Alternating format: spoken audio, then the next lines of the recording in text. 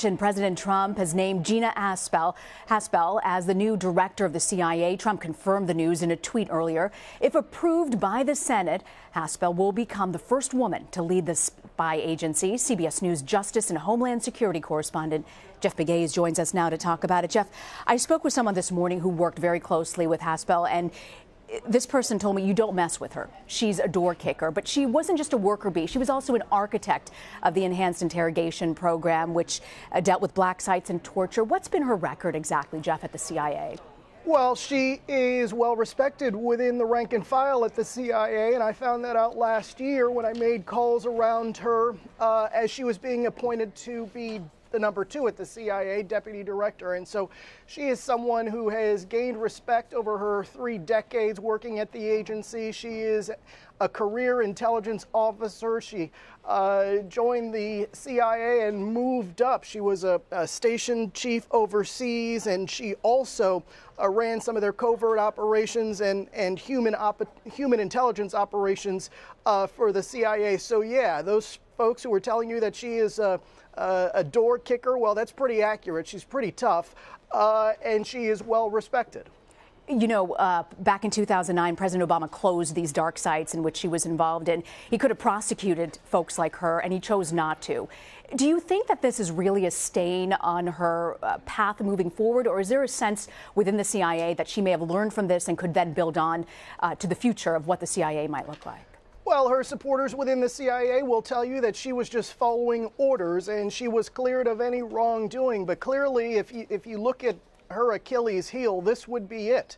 The fact that she has a connection to these enhanced interrogation sites, these secret prisons, that is a problem, even in this day and age. It was certainly an issue post 9/11 leading into the Obama administration, but it is still an issue, and we're already seeing that now as some of this response to her nomination comes in.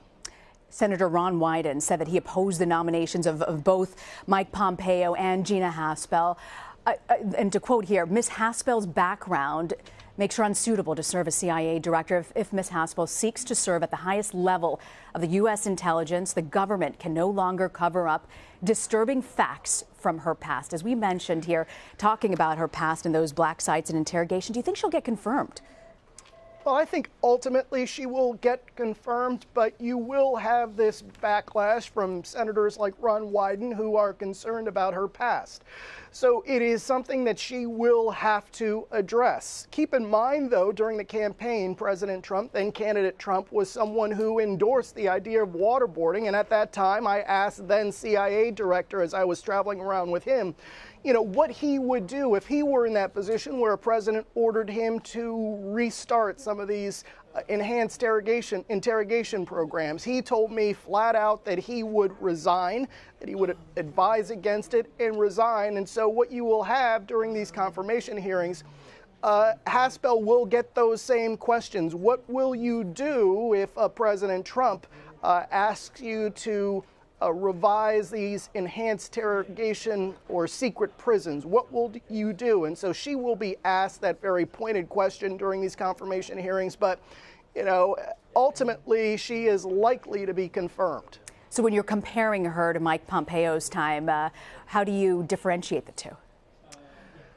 Well, she is someone who obviously grew up within the agency. Mike Pompeo came from the outside. He was top of his class at West Point, then went to Congress in 2011.